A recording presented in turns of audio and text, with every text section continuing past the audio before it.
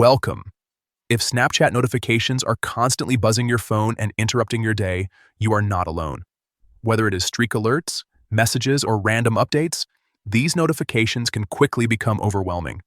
The good news is that you can easily turn them off in just a few simple steps, right from your phone's settings. Let's walk through how to do it. First, open your phone's settings. This is the place where you control everything about how your device behaves, including notifications from apps. Next, scroll down and tap on Apps or App Management. The exact name may vary depending on your phone, but it will lead you to a list of all installed apps.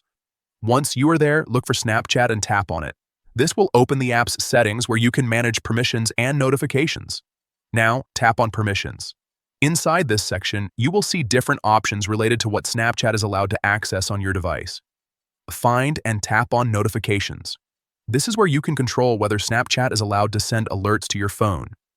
You will see a toggle labeled Allow Notifications. Simply switch this off. Once you do that, Snapchat will no longer send you any notifications.